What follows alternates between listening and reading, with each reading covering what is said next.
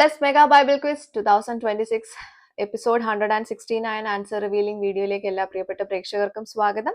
Bible portion ഒരിക്കൽ കൂടെ പറയുന്നു. ഉത്തമഗീതം 2 മുതൽ 5 വരെ എഫേസ്യർ 1-ാം അധ്യായം ഇതിലായിരുന്നു ചോദ്യങ്ങൾ ചോദിച്ചിട്ടുണ്ടായിരുന്നത്.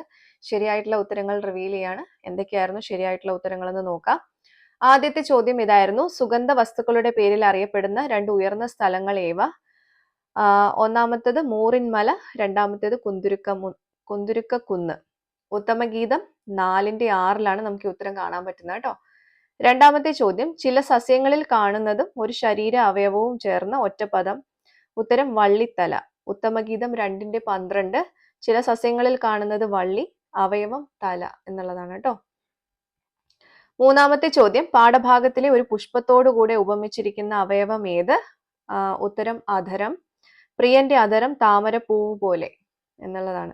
ഉത്തമഗീതം 5:13 നമുക്ക് ഈ ഉത്തരം കാണാൻ പറ്റുന്നത്. ഓക്കെ.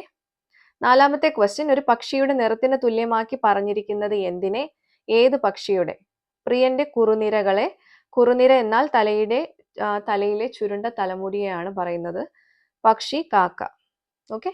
ഉത്തമഗീതം 5:11 നമുക്ക് ഈ ഉത്തരം കാണാൻ പറ്റുന്നത്. അഞ്ചാമത്തെ ക്വസ്റ്റ്യൻ ഇതായിരുന്നു: 2 അവയവങ്ങൾ ചേർന്ന 6 അക്ഷര വാക്ക് ഏത്? ഹൃദയദൃഷ്ടി എന്നുള്ളതാണ്.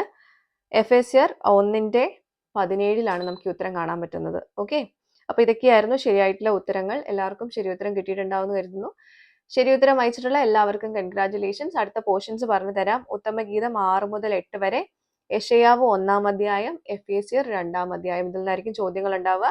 എല്ലാവരും വായിച്ച് റെഡി ആയിട്ടിരുന്നോളൂ. അടുത്ത എപ്പിസോഡിൽ ക്വസ്റ്റ്യൻസുമായിട്ട് വീണ്ടും കാണാം. Till then it's me Angel signing off. Bye and take care.